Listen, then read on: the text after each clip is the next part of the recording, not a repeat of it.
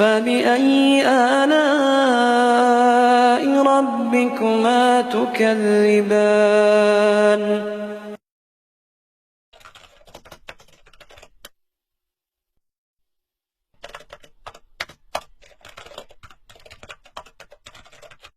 Jamaah sekalian yang dirahmati oleh Allah Subhanahu wa taala, sungguh seorang yang beriman tatkala dia berhadapan dengan sakratul maut, maka pasti dia akan mendapatkan berita gembira dari malaikatul maut sebelum dicabut nyawa. Allah Subhanahu wa taala berfirman di dalam Al-Qur'an, "Innal ladzina qalu rabbunallahu tsumma istaqamu tatanazzalu 'alaihimul malaika alla takhafu wa la tahzanu wa abshiru bil jannati allati kuntum tu'adun." Sungguhnya orang-orang yang mengatakan Rabbunallah, Tuhan kami adalah Allah, tsumma istaqamu, kemudian mereka kokoh, istiqamah, konsisten di atas ucapannya itu, konsisten di atas keimanannya. Kata Allah, tatanazzalu alaihimul malaika, akan turun kepadanya malaikat. Kata para ulama ahli tafsir, hal itu terjadi tatkala dia menghadapi sakratul maut. Turun kepadanya malaikat. Apa tugas malaikat tersebut? Memberikan berita gembira kepadanya. Apa berita gembiranya? Alla takhafu, jangan sekali-kali kamu takut. Wala tahzanu, jangan kamu bersedih hati. Wa abshiru bil jannah, dan bergembiralah dengan surga yang dipersiapkan untuk engkau karena keimananmu di dalam kehidupan dunia, perjuanganmu di dalam mempertahankan keimanan, perjuanganmu di dalam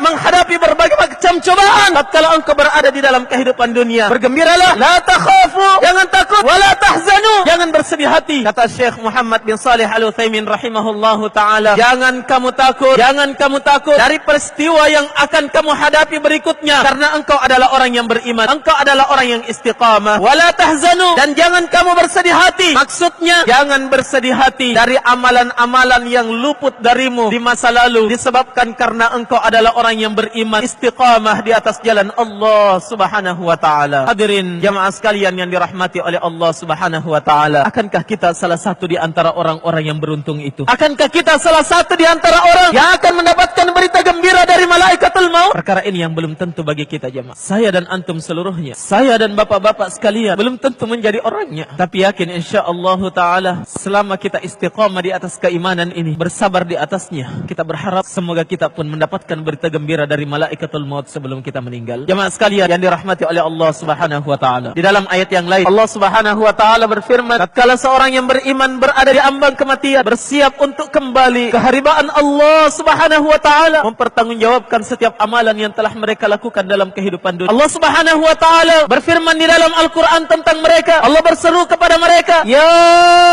ayyatuhan nafsul mutmainnah, irji'i ila rabbiki radiyatan mardiyah, fadkhuli fi ibadi wadkhuli jannati. Wahai jiwa-jiwa yang tenang, Allah sifatkan orang-orang yang beriman adalah orang-orang yang memiliki jiwa yang tenang. Wahai jiwa-jiwa yang tenang, kata Allah, irji'i, kembalilah engkau kemana? Ila Rabbi, kembalilah kepada Tuhanmu dalam keadaan radiyatan mardiyah, dalam keadaan ridha dan akan mendapatkan keridhaan Allah. Ridha dan diridai oleh Allah, cinta dan dicintai oleh Allah, senang dan disenangi oleh Allah Subhanahu wa taala. Udkhuli fi ibadi, masuklah engkau ke dalam golongan hamba-hambaku. Wadkhuli jannati, dan masuklah engkau ke dalam surgaku, kata Allah Subhanahu wa taala.